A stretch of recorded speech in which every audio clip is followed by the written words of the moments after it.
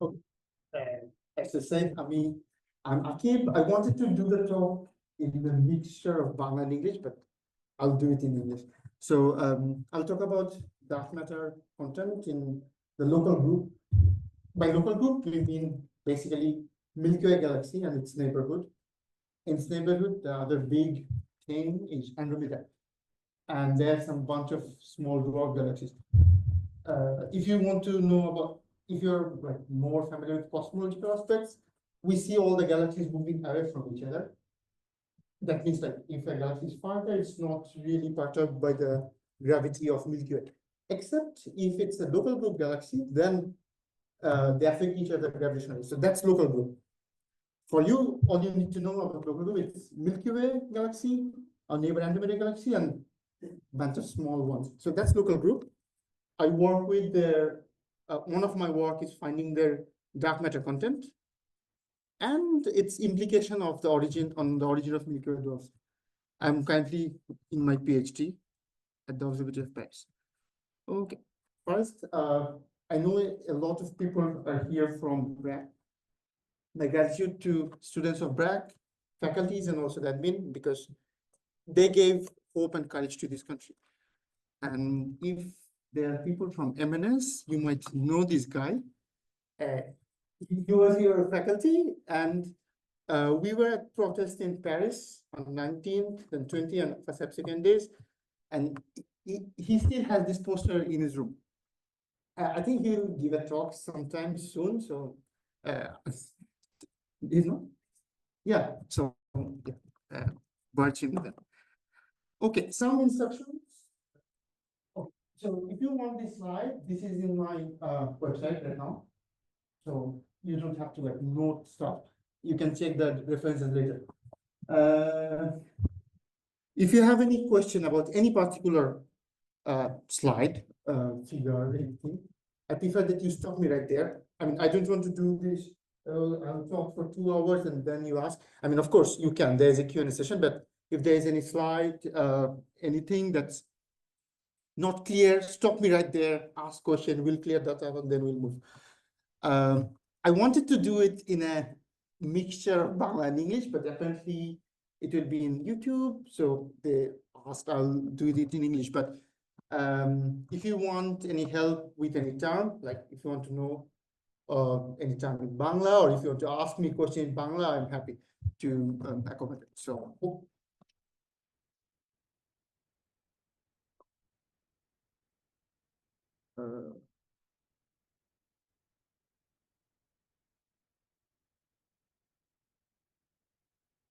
Some technical difficulties. Oh, and for every slide on the right corner, there's a slide number. So if you just want to refer to any slide, you can use the slide number. Then it's easy for me to find. Awesome.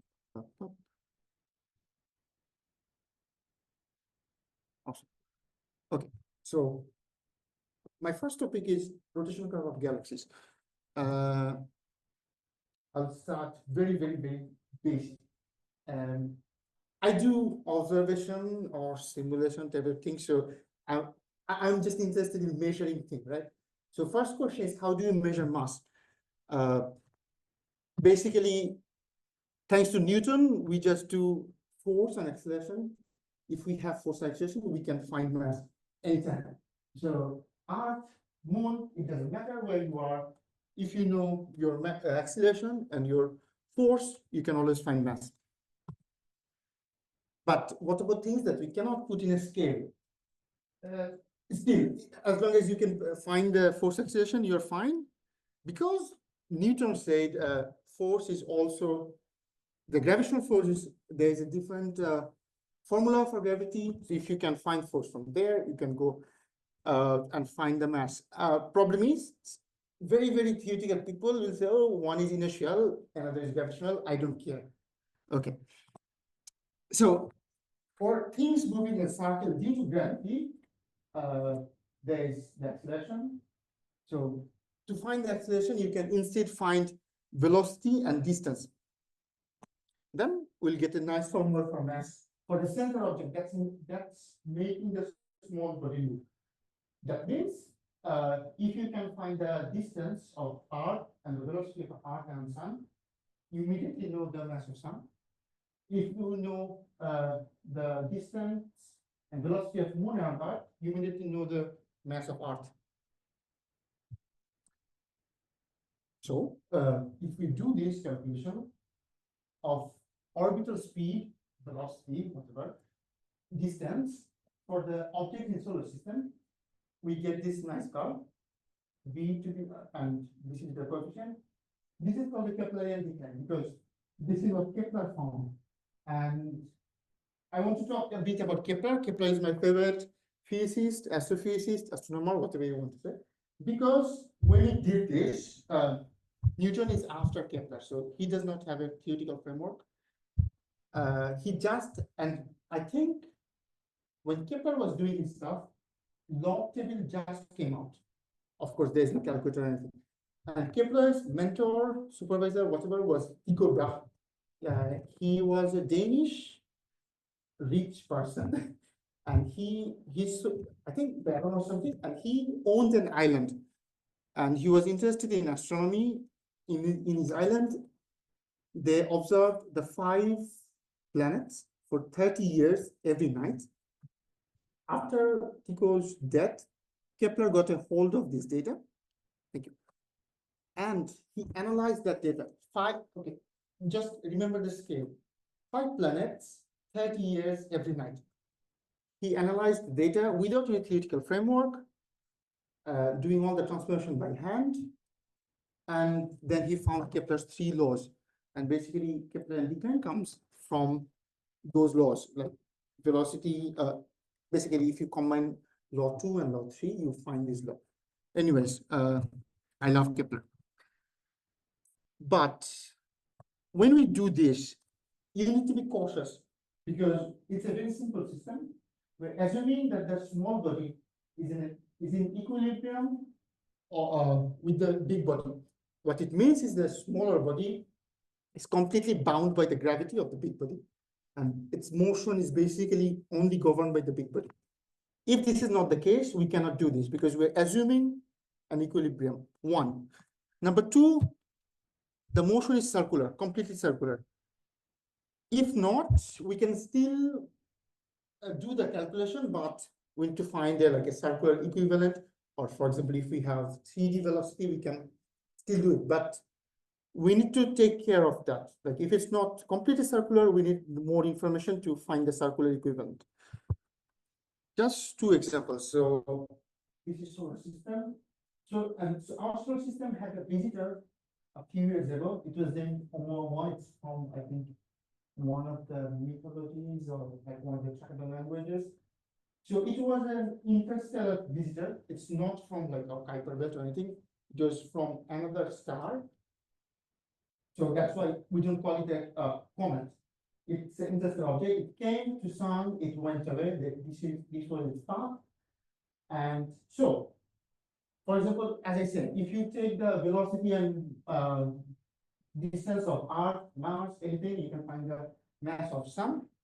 But instead, if you take the velocity and distance for this object, try to find the mass of Sun, what will happen? What do you think will happen? Will you get the right mass, more or less for Sun? Any guesses? We take velocity and distance of this object, that's a one-time visitor to our system, and then try to find the mass of Sun. Should we get the same mass as like using planets, more or less? Sorry? More, less, okay. Okay, let's think about it from a different side. So if we take Earth, Earth is in a complete equilibrium with Sun. So basically, the energy of the system is only defined by its position in the orbit and the Sun.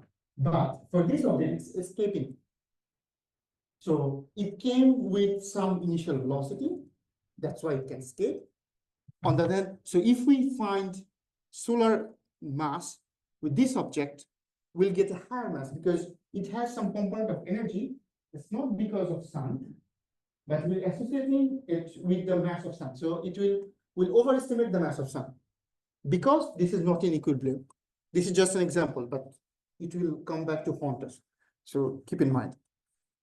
Second example is if the orbit is not circular. For example, Kepler's first law is that orbits are elliptical because to find circular orbit is a very, very rare scenario. Like you need to have the right amount of kinetic and potential energy to get circular. But for solar system objects, the orbits are almost circular, so we don't really care. But if the orbit is like this, and if we see the object here, and then again here, if we use this directly without interactions, we'll get wrong value for the mass. So we need to make sure either the orbits are circular, or we have enough information to calculate the mass properly. All right. Okay, before I move on to galaxies, any questions on this part?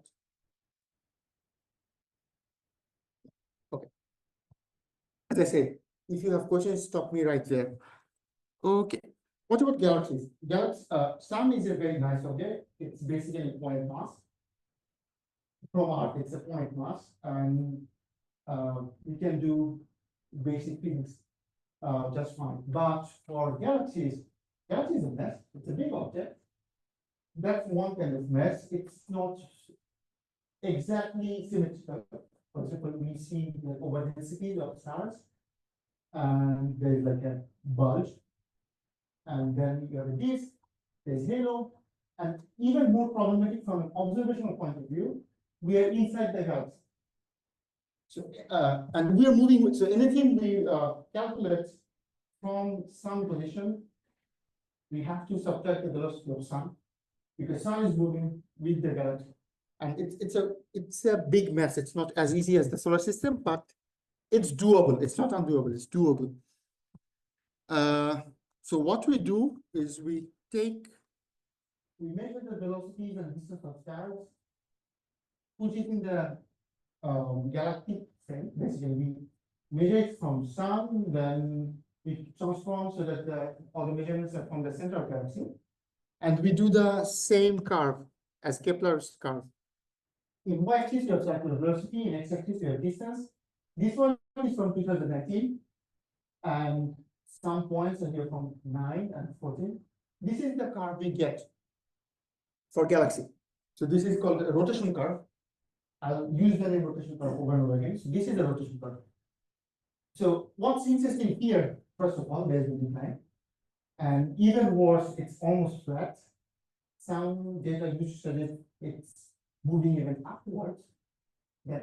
And this is really problematic from a mass point of view. I'll talk about it why, but okay. The other thing I want you to notice is the error bar. I know many of you came from the theoretical school. I know you don't care about error bars, but it's really important.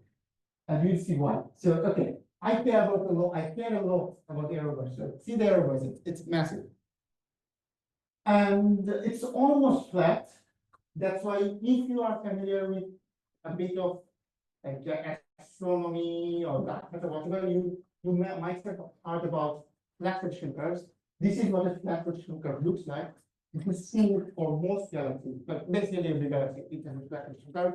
It was first identified in 30s, I think by Zwicky, probably by Zwicky. Then in 70s, there was another famous astronomer, Vera Rubin. She worked a lot on rotation curves of galaxies. Basically, all the galaxies have a flat rotation curve. And this is where we find, this is the origin of dark matter. Okay, so I'll move there. So, okay, and because I say this is the formula of mass, we find this to be flat. So that means m equals to kr. That means as you go farther and farther from the center, you increase the mass. So the mass is just contained. But we have eyes. We see that the number of stars reduce as we go farther and farther. There's basically an exact stopping point for most stars. This is about 25-30 kiloparsec. I think you're not familiar with kiloparsec. So 1 parsec is about 3 light years. So 1 kiloparsec is about 3,000 light years. But this is the unit I'll use. So the 30 kiloparsec is basically this distance of this. So visually, we see that number of stars reduce. Here we have a lot of stars. So we should have expected the rotational curve to at least decline, because we see there is no mass out there.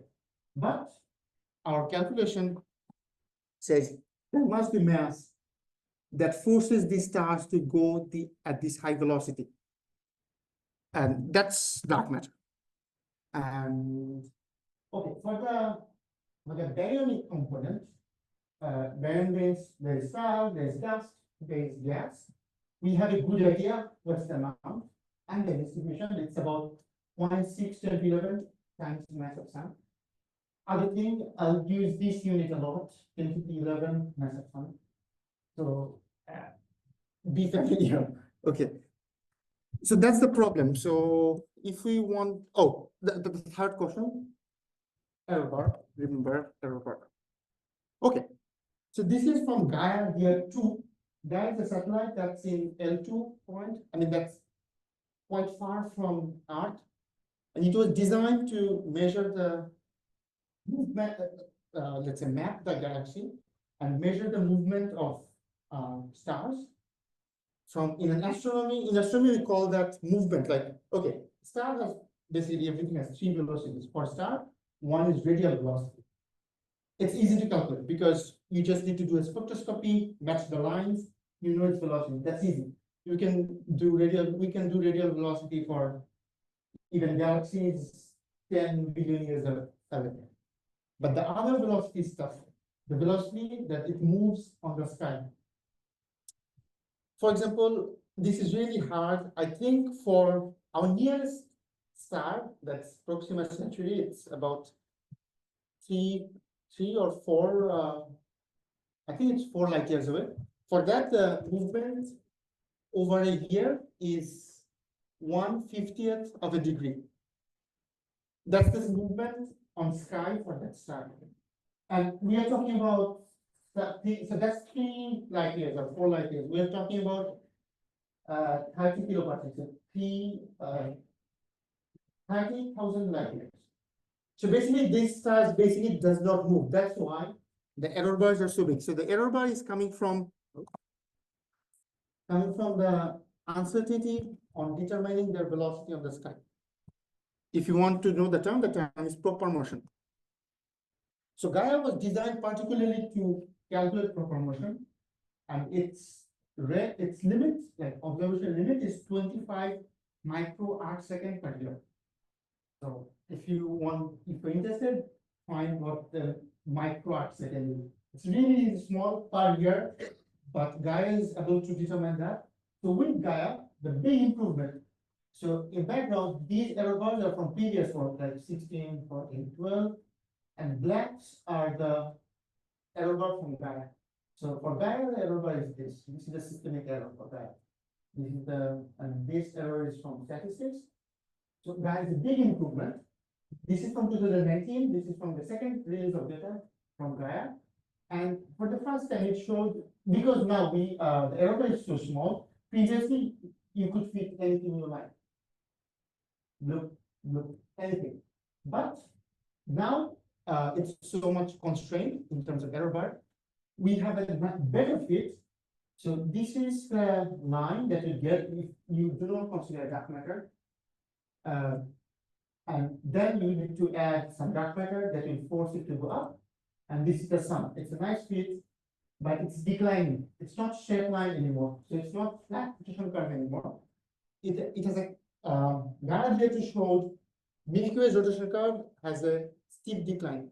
It's not steep. I mean, it has a straight line decline, not too much, but statistically significant.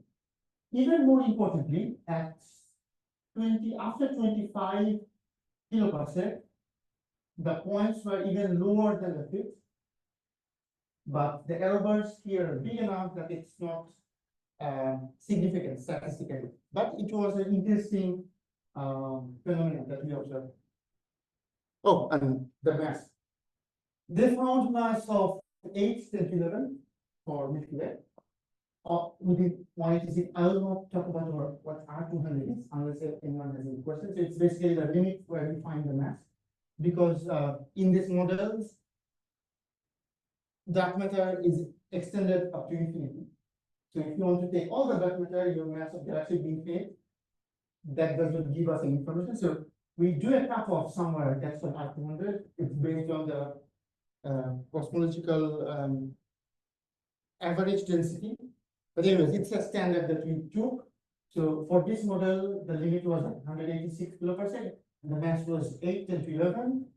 Of that, we know the baryon mass because we see the stars, we measure the gas.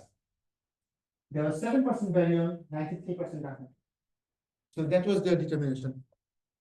Then, few years later, we get Gaia DR3. This is work from our group. I'm not involved in this work, but this is a big work from our group. Now you see that we have a. You see the last point here was at just below 25. Gaia had stars after as well, but at this point the error bar was too big. We did not care, but now with DR3, we could get a few more points after 25. The error bars are more constrained, and it showed a decline. Now we have a definite decline for the rotation curve. And if we fit this rotation curve with some baryon, the known baryon and unknown dark matter, for the fit, we get a mass of 2, 10 to 11. So we went from 8, 10 to 11 to 2, 10 to 11. That's a 4-time decrease. And the decrease is in dark matter because we know what amount of baryon there is. If you go to Wiki right now, get the mass of Milky Way, it will say something like 10 to 12 or 8, 10 to 11. But that's outdated info. Yeah, sure. You know? No, it's okay. Okay, and again, because as I said, the decrease is in dark matter because we know the baryon. So here the baryon fraction is 31%, dark matter 69%. So, blah, blah, blah. Okay. So given this, what is the probability that the rotation curve is actually flat? Because there is error bar, so there is always some probability that it's actually flat, but with some because there is the error bars are only showing you at what's the 1 sigma or like 1 standard deviation, but there can be points outside. So there's always a probability that you can calculate for finding something like here. So we can do the probability calculation. The probability that the rotation curve is 10 to the minus 24. So I think we're pretty certain that the rotation curve is not flat. What's the probability that this is linked to bond?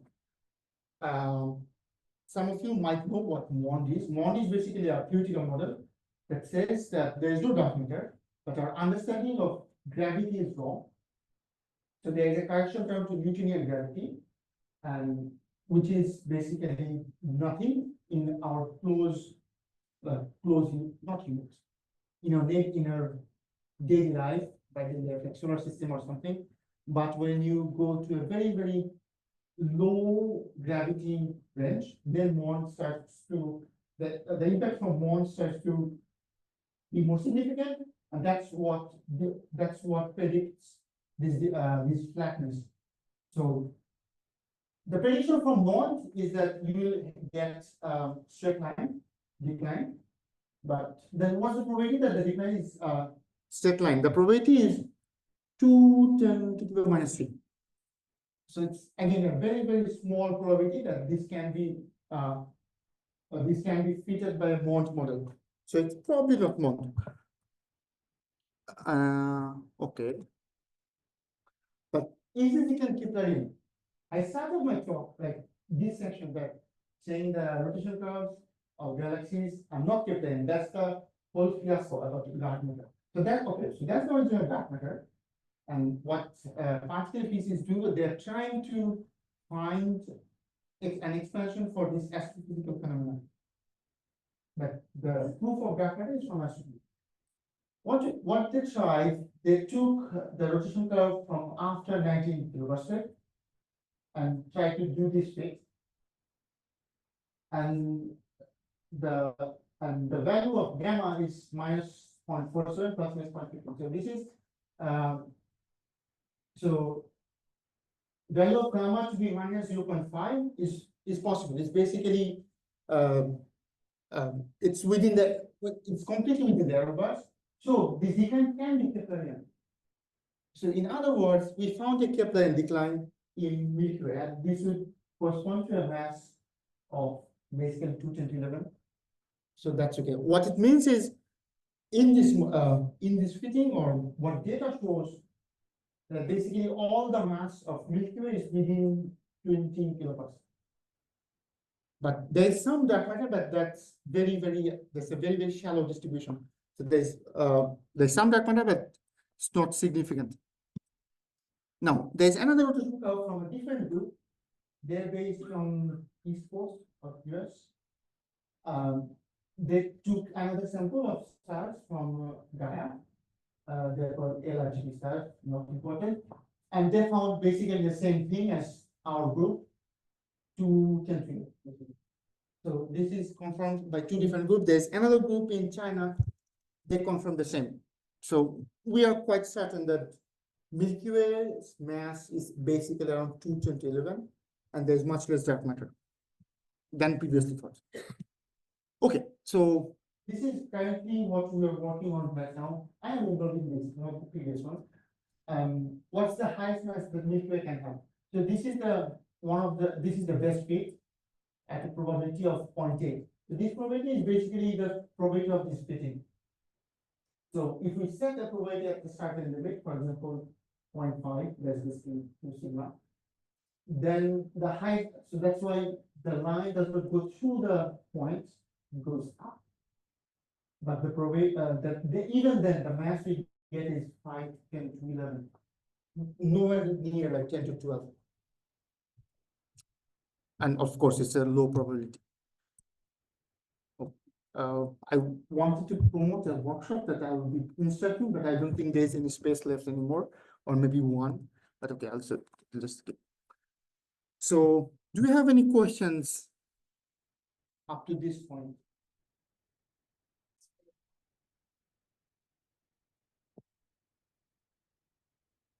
Okay, so we'd expect Keplerian decline for, let's say, objects that are outside the mass.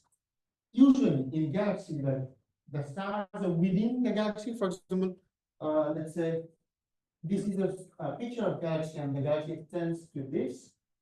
So the mass here is only concerned by the mass inside. So and then the next bit gets a bit more mass.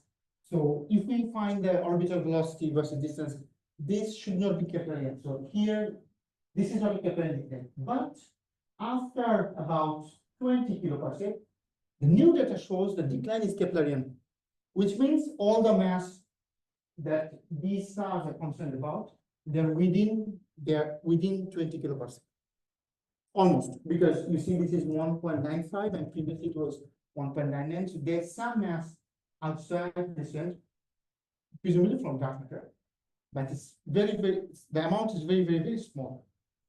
And this is a really surprising result, because the idea of dark matter started from the fact that the rotational curve does not show a Keplerian decline. But again, we found a Keplerian decline from Milky Way.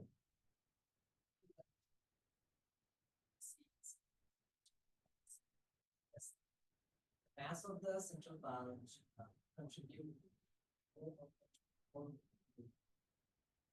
higher galaxy, or maybe it can be like the entire galaxy's mass is the central bulge. So, for example, when we do this fitting, we have an idea of how much mass there is in the central bulge. It's about 10 to 10, some like by bulge on the disk, it's like 10 to 8, 10 to 10. So we have a good idea about how much mass there is. Because it's stars, we can observe the stars and we can really find their mass. And also, for example, these stars, the stars here, okay, this is like a sum of stars. We have about 1 billion stars contributing to this curve, but they're affected gravitationally by the central bulge. So that's when we have a very good idea about how much mass there is in the central bulge. It's not enough to explain the curve. Any other question? So we have a question.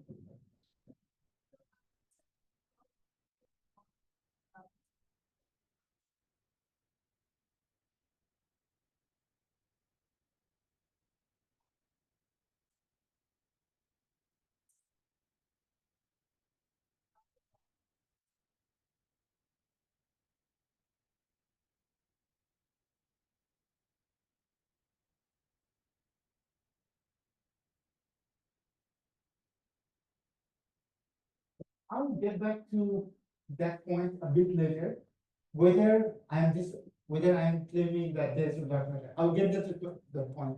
So yeah, just wait a bit. Yeah.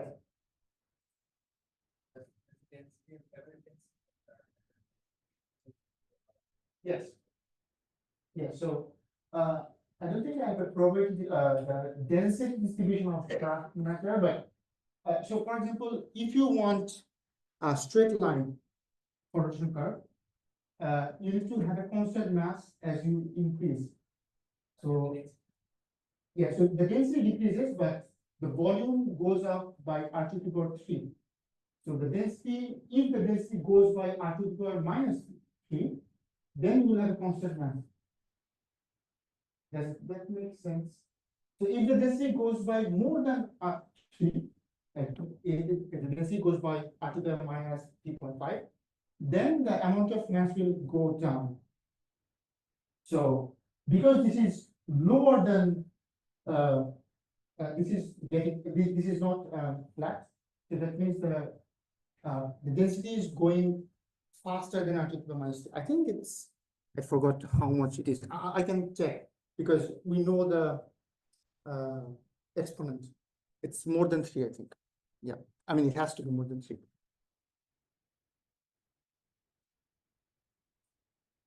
Right?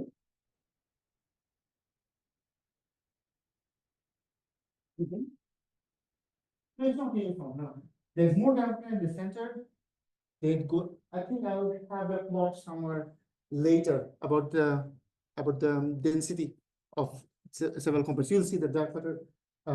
It's not a uniform distribution. It's more in the center, then it goes down.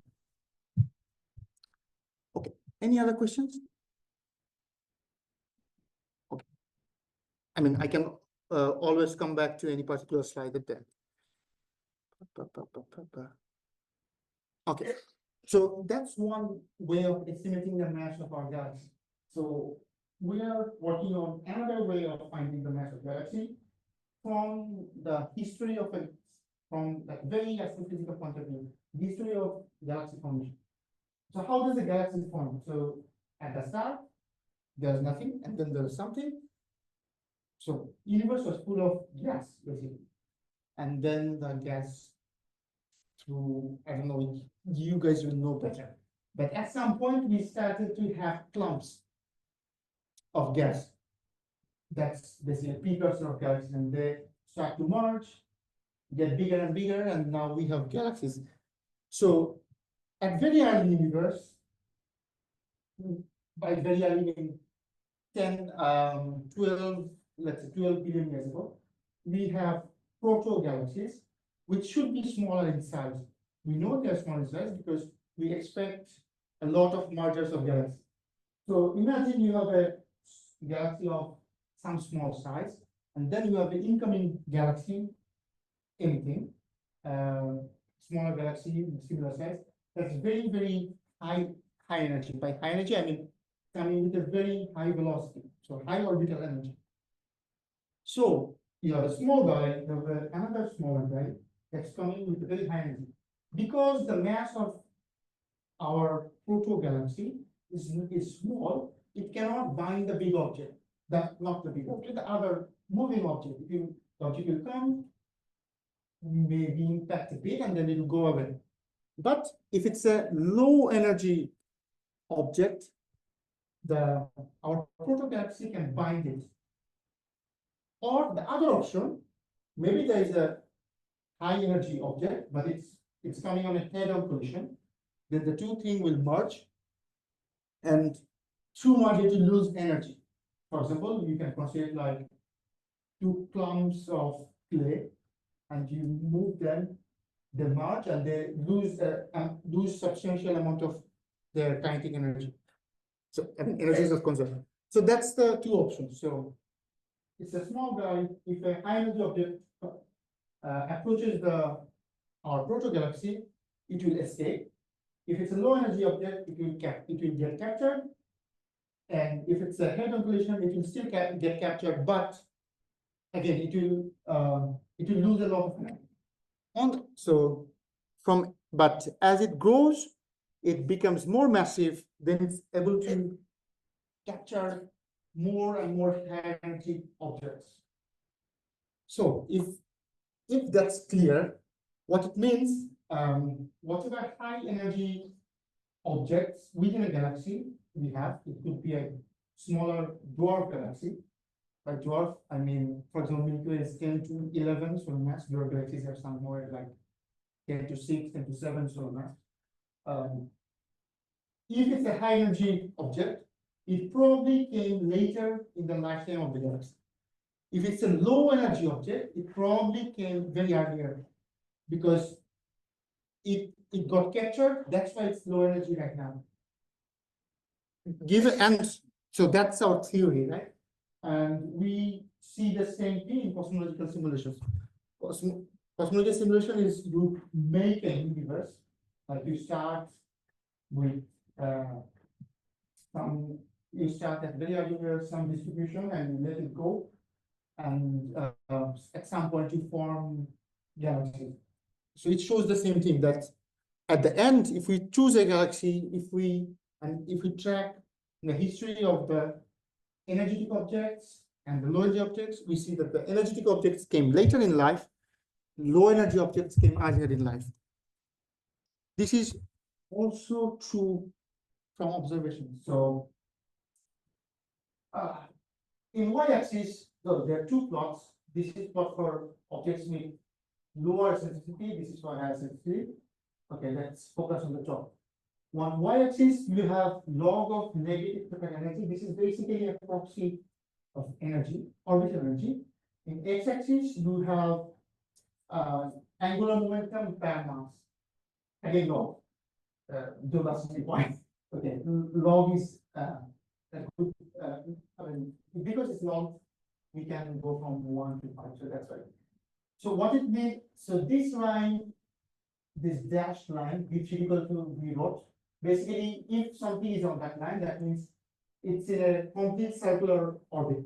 So because it's low sensitivity, these objects are close to circular. And if we trace them, for example, the objects, so these objects are dwarf galaxies or globular clusters. Dwarf galaxies, as I said, it's small galaxy. Globular cluster is clump of some stars that move together. So here, the lowest energy object, we see that for example, here it's Kraken. It's a very early marker of Milky Way. We know its timeline, and we see that it's at 12 gig there. Then the bulge, 12 to 13 gig there. Then this, a bit later, the Sagittarius major.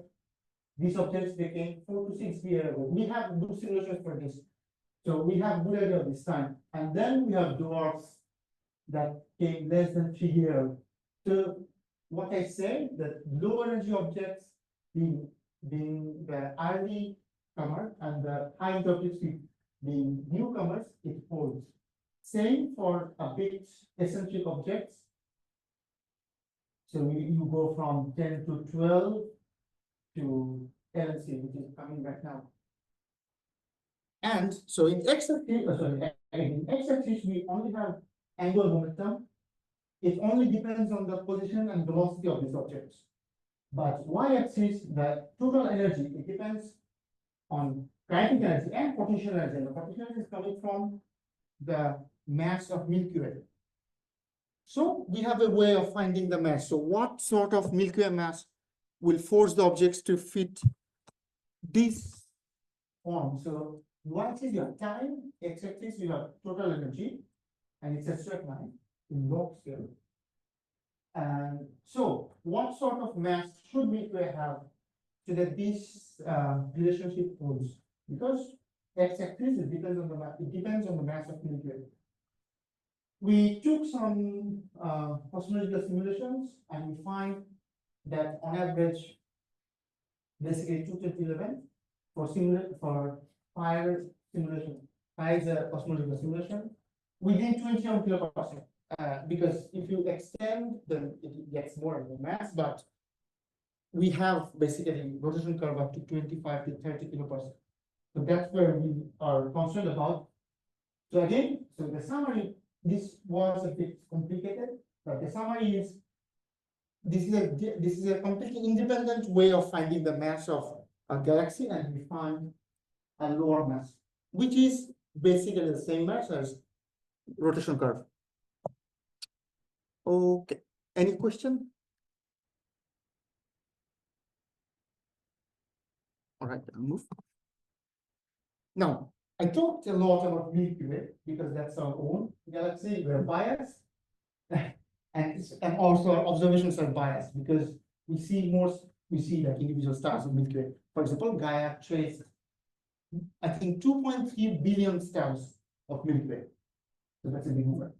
For other galaxies, our closest neighbor is Andromeda.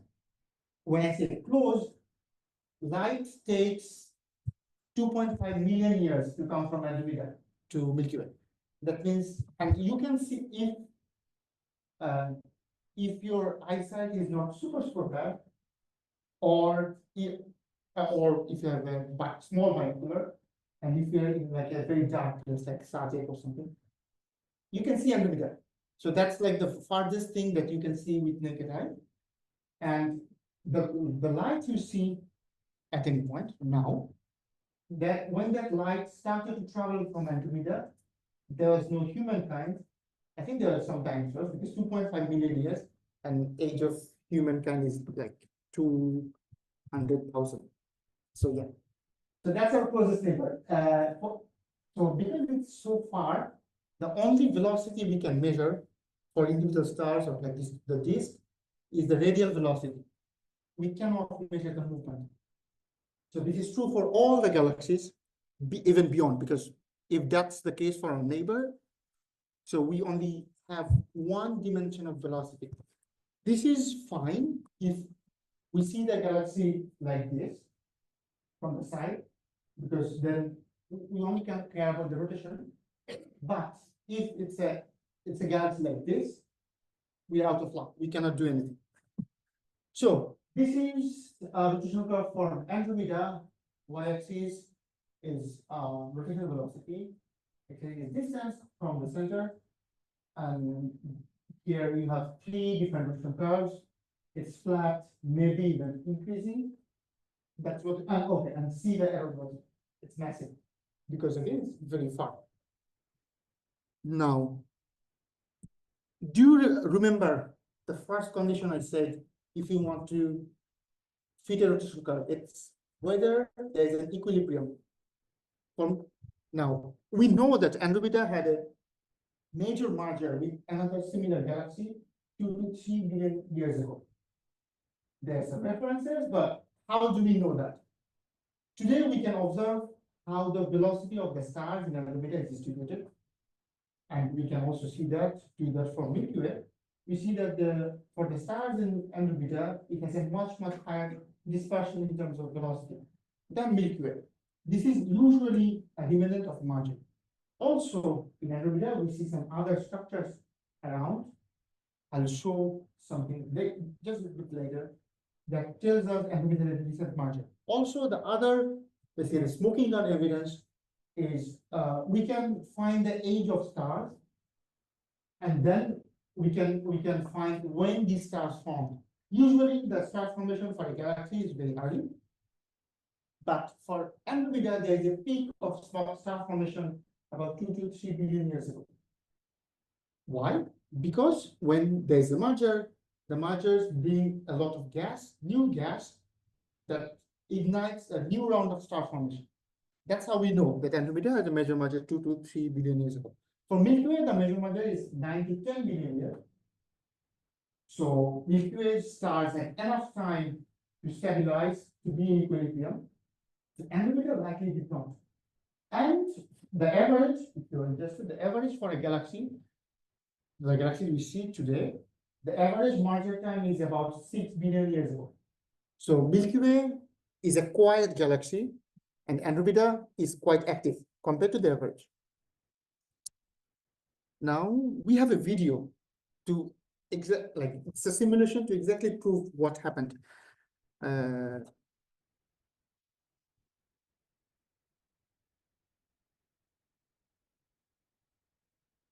this is not artist rendition, it's actual simulation.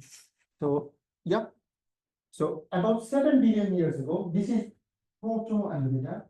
This is another object that's about 1/4 of the size of Andromeda. It came and went away. And then it came back 4 billion years ago. So here there's time. And then they merged. It's a messy thing, a lot of things flying around. Then the new disk of Andromeda formed.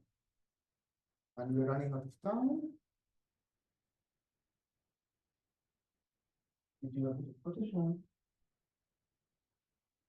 Fade into observation limit. This is simulation. And this is true Andromeda.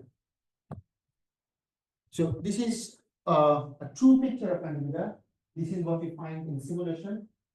And we basically, what do we reproduce? We reproduce the size of Andromeda. We reproduce the stellar distribution of Andromeda. We reproduce the velocity dispersion of the stars in Andromeda, the disk and everything. Some more features. I have another video for the merger, but I'll show that we recover a lot of features for Andromeda. Oh, and also star formation history. That's how we know it's a 2 to 3 billion years old merger. And more importantly, from a mass side, we reproduce the rotation curve. So this is in press. I think it's not in archive, but it will be in astronomy soon. So in bottom, you have velocity, you have radius. This is the rotation curve of Andromeda, a bit uptick we have. And in magenta, we have the rotation curve from our simulation. So because it's simulation, we know everything. We pick the velocity rotation curve from our simulation and we superimpose, we have a match. So what sort of mass of Andromeda reproduces the rotation curve? 4.5.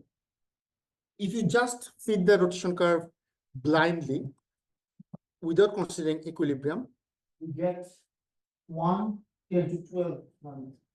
So it again proves that Andromeda doesn't. The stars in Andromeda are not in equilibrium because it had a merger 3 billion years ago. The stars that are closer, they are probably in equilibrium, but the stars here, they're still stabilizing. So they're not in equilibrium. A part of their velocity is coming from the merger. So if we associate the velocity of these stars to the mass of Andromeda, we'll find a higher mass Andromeda. But that's not the case. We have a dynamical model that fits, and we can fit it with a low mass. The baryon fraction is 32%, dark matter 68%. Oh, and here you have the distribution of, this is the density. It's a log scale. So what is dark matter? This blue line is dark matter. So you can see dark matter is decreasing. So yeah, dark matter, and this is also log scale. So dark matter is decreasing and decreasing fast. Yeah. So let's talk about the baryon and dark matter ratio. I mentioned it a few times. So this is from another paper. And why it is log, this is the fraction.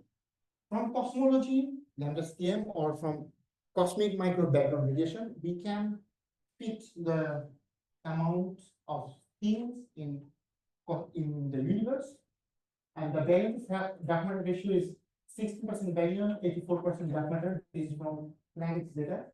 So that's what we expect. And for galaxies, we usually find much less. For example, most galaxies are here. The fraction is 10⁻². So that for most galaxies, we find 1% baryon, 99% dark matter. That's some very massive galaxies that sort of goes to the right place, but they're the outliers and they have other problems there. Basically, for most galaxies and for previous estimates of Milky Way and Andromeda as well, we had much less baryon than predicted by cosmology. So previously we had 7% there for Milky Way, with 10% for Andromeda, and CMBR suggested there should be 16%. So if you search in Google missing baryon problem or in archive missing baryon problem, it was a big problem. It is a big problem in astrophysics, that where are the baryons? But our new results sort of challenge it. Our new result shows in Milky Way baryon fraction is 31%. In Andromeda, baryon fraction is 32%. But in cosmology says there should be 60%. So in our local universe, we have a missing dark matter problem. We should get 85% dark matter. We're getting somewhere 68 to 69%. That's a 70% dark matter. So we have a problem. Now, do I claim there is no dark matter in the universe? No. Our models need dark matter, more dark matter than baryon. Do I claim there is less dark matter in the universe? No. What I am claiming, what we are claiming, is that the two big local group galaxies, Milky Way and Andromeda, has less dark matter than the universe. So I just want to make the distinction. So if that's the case, what do we do now? We need to model, properly model some galaxies outside our local universe, local group. So that is the galaxies that are not Andromeda or Milky Way, that's far enough. And we really need to consider whether they are in equilibrium or not. Because for Andromeda, we knew, and now we know that Andromeda was not in equilibrium. We fitted it anyway. So, and the average for a galaxy merger is 6 billion years. So what's the likelihood that most of the rotational fit we did is for out of equilibrium galaxies, and that's why probably we got high dark matter. We don't know because we have to do the right modeling. If we can find a model for a galaxy outside, if it shows a different dark matter fraction, if it shows, I don't know, 90%, that's fine. What it would mean is the average amount of dark matter is not a universal thing. So some part of the universe, that local group, may have low dark matter, some part may have high dark matter, and on average, it could be 86%. Because again, the 86% estimate is coming from cosmic microwave background radiation. That's very, very early universe. And then at that time, there was no galaxies. So maybe the formation of galaxies and everything, or evolution of universe made some noise, if you like, on the distribution of dark matter. That's a possibility. What if, but the more interesting or problematic scenario would be, what if we model galaxies outside local group, we find again 70% dark matter. If that's the case, that would be a big problem for theorists and astrophysicists alike. Then it would be a real problem of missing dark matter. So we'll see. Okay, so that's cosmological aspects of low dark matter fraction. I'll move on to a more local aspect. Before I move on, is there any question?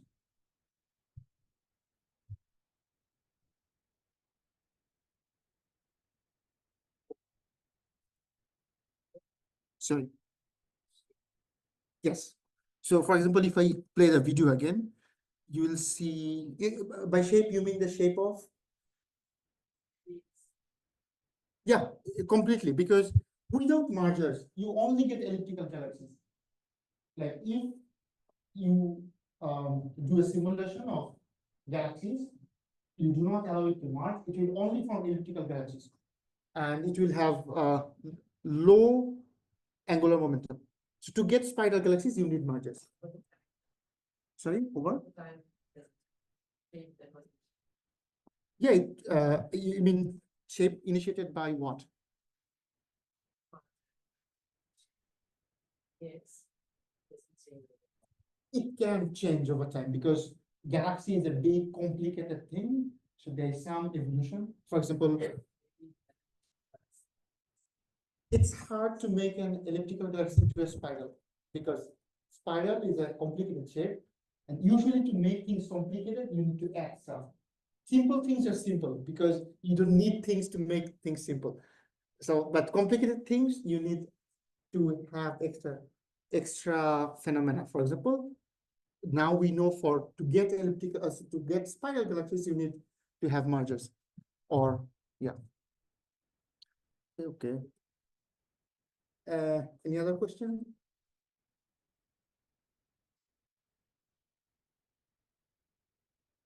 Okay, so I will talk about what is the one impact of Milky Way being low mass and Andromeda being low mass on it's a very on our very local area. So okay, I'll talk about origin of some dwarf galaxies of Milky Way. So okay, let me check the term.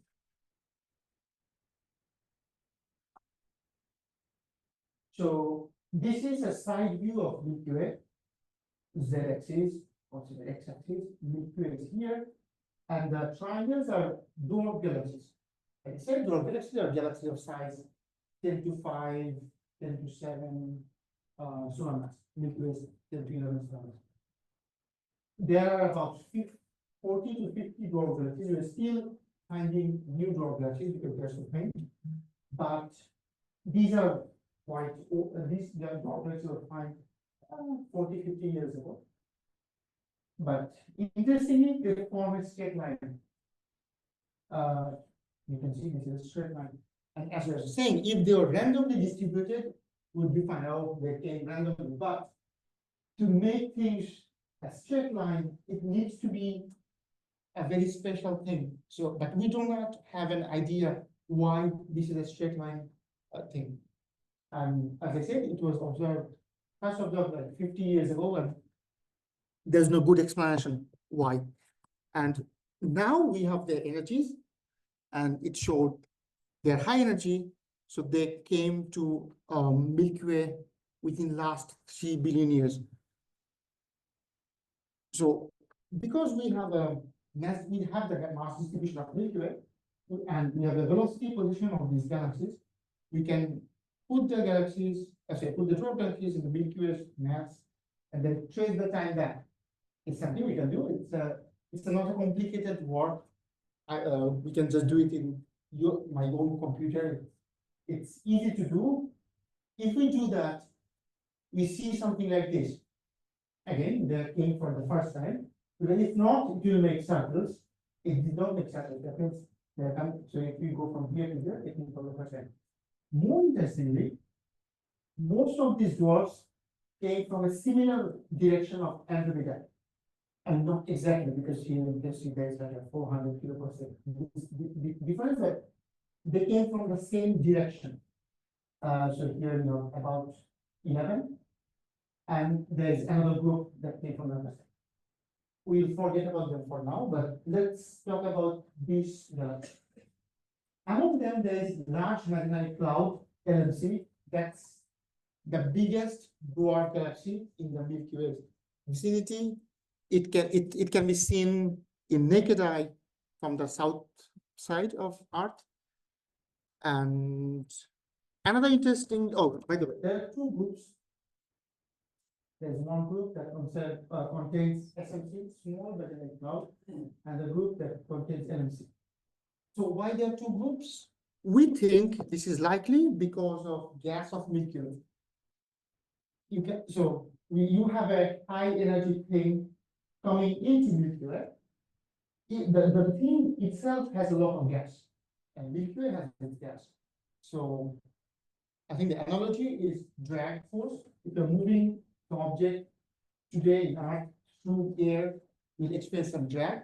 It's a similar effect. The proper astrophysics term is ram pressure. So, for example, what we did, so to account for this, okay, this simulation does not take into account any gas. This is just a simple Newtonian system. But if we do the simulation with gas and then compare, for example, see the stars. Okay, so here you have a difference in the two stars. Here a difference in two stars. And they correspond to the red objects and the green objects. The red objects are one group, and the green objects is another group of dwarf galaxies. This is 6D coordinates. So you have Z, X, Y, 3 coordinates of velocity.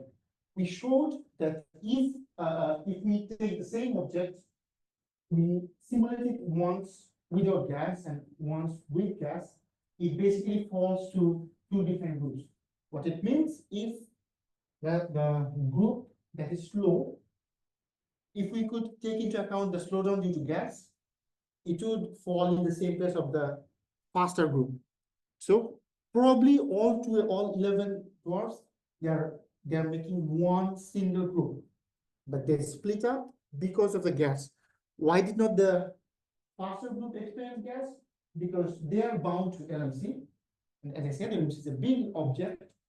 So that's why its gravity will still drag the small group along. That's why it's not affected by gas at the same level of the smaller galaxies. Summary is all here. The simple gaseous simulation showed two groups. If we do the simulation with the right correction for gas, it will be one group. So we have one group of 11, 12 dwarf galaxies coming together. And at the end, when they are at Milky Way point, they make a statement. So now let's go back to the M31 merger. Where did they came from? I'll show the same merger simulation again, but we'll zoom out because previously we were only considering with this. And now we will zoom out a bit.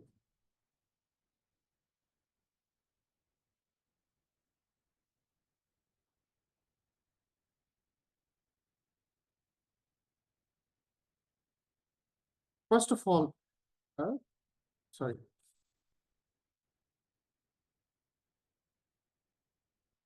First of all, what I want you to notice is the mess. Because as I said, galaxy is a big thing, messy thing, full of stars, gas, dark matter. So when it's like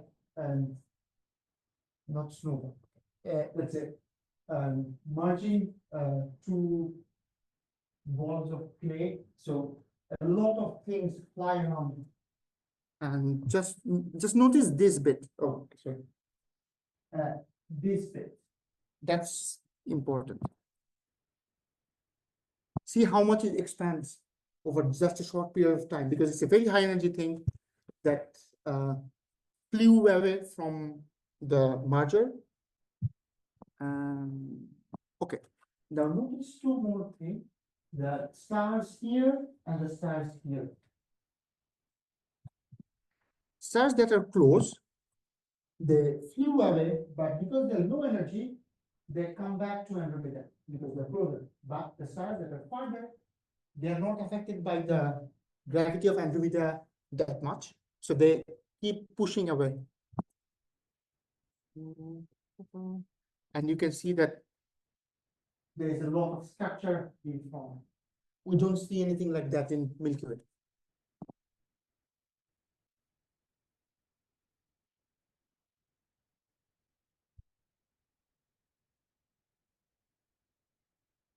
Now we stopped because the time is at 0. We do the rotation to match. See where this goes. Oops. This is what we see from Milky Way. So it is gone because it's now towards Milky Way. And we fade into observational depth. This is simulation. And we have a picture in 1 second. Oh, sorry. Yeah. Oh, no. Yes. So this is simulation, and this is the true observation of Andromeda. So this sort of structure also tells us that Andromeda had a very recent margin, because we don't see, like, this sort of distribution only comes from a violent event. For example, for Milky Way, we do not see anything like that, because Milky Way's last merger was 10 billion years ago. So it had enough time to reabsorb all these structures. But Andromeda did not. So that's why we see a structure in real image that we completely reproduce in our simulations. So what now we do? So our hypothesis, what's our hypothesis? Our hypothesis is the dwarf galaxies that we see today around Milky Way, they probably came from here, because this, we call it a tidal tail, because this tail is a straight line thing. So if the dwarf galaxies are from this tail, their final distribution will be almost a straight line.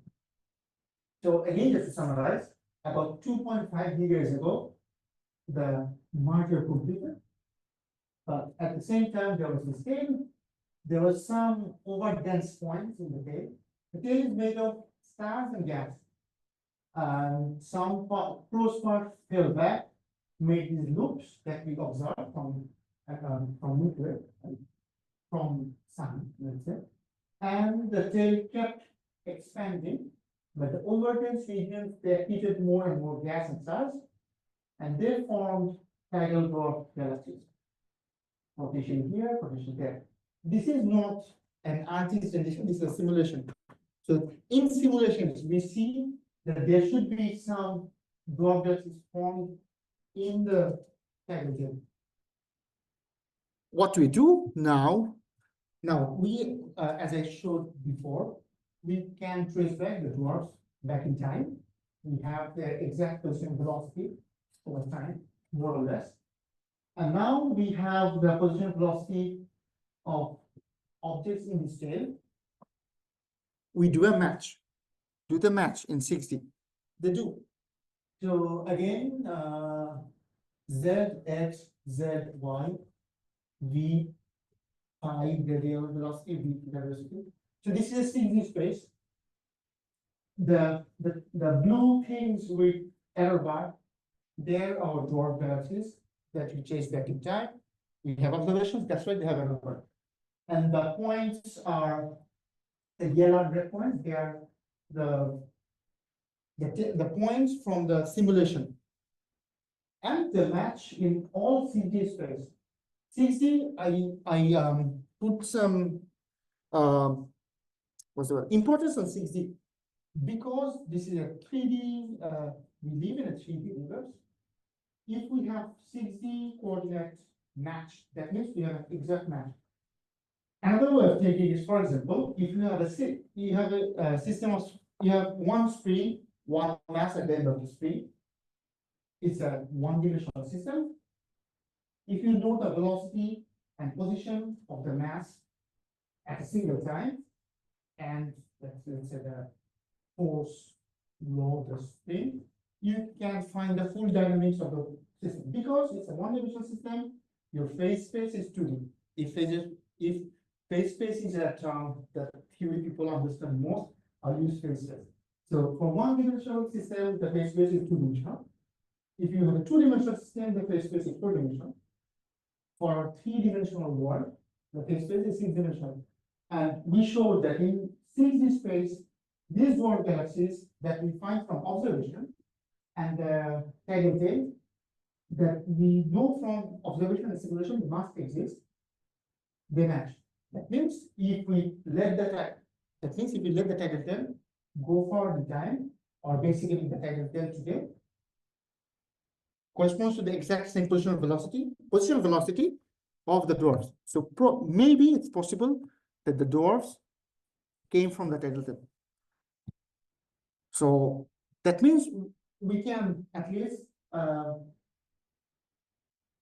estimate or basically predict what's the origin of these 11 dwarfs.